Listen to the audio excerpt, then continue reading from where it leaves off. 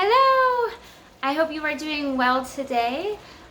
Today am cooking from the How Not to Die cookbook, and I am making a cauliflower chickpea curry.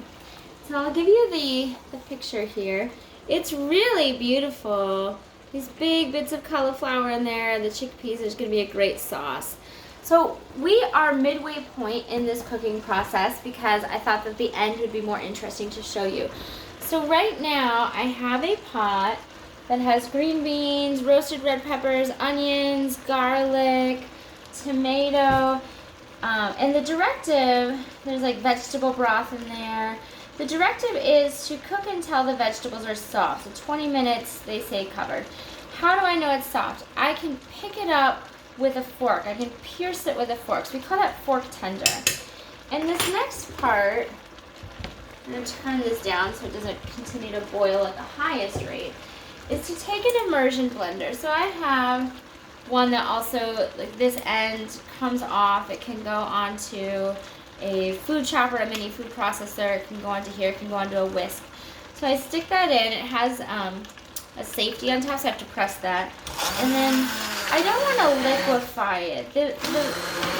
The directions say alternatively to take 2 cups, so I have a double batch, so alternatively 4 cups, and just get some of it mashed up. So I'm not going to do a thorough job. I'm just going to go down a couple times and then maybe even take a stir just to see, because we don't want the whole thing. We just want some of it to become kind of sauce-like, to be kind of thick. And this is really, I mean, one day you might go too far, and that's what it is. So to my mind, that's enough, because I like a little bit of chunk in my world. I'm going to take this part apart, unplug that. This part will get washed. And then what comes next is some almond milk. So actually, I'm doing a peanut butter milk based on a directive in the front of the cookbook. 1 cup of water to 1 tablespoon of nut butter. That's going to go in to continue to create a bit of a sauce. And you could use almond butter, cashew butter. I'm using peanut butter today, sunflower butter, anything at all. So that is going to add the cream, so to speak.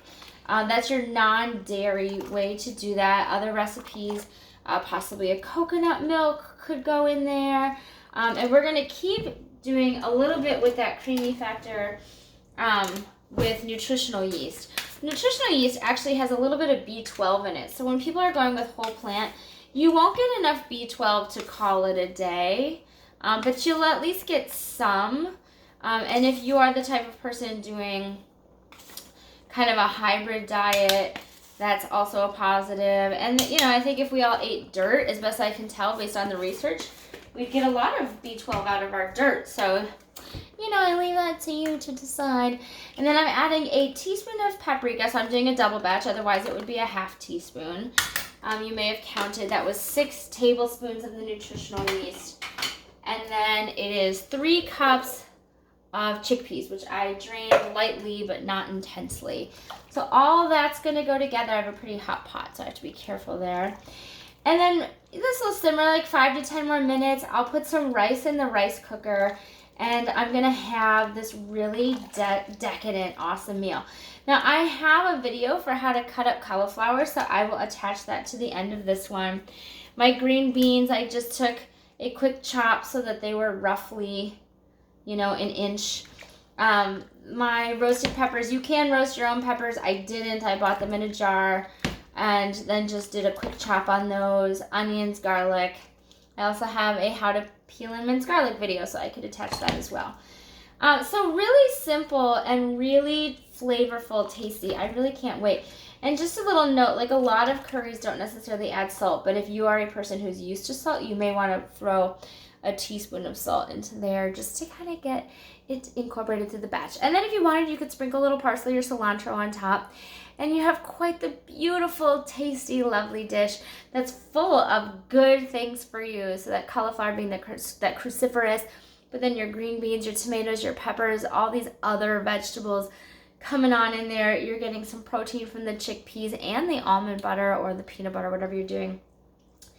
and a little bit of that B12 with the nutritional yeast. So wonderfully yummy. Hopefully that is inspiring to you, and I will talk to you later. Bye-bye.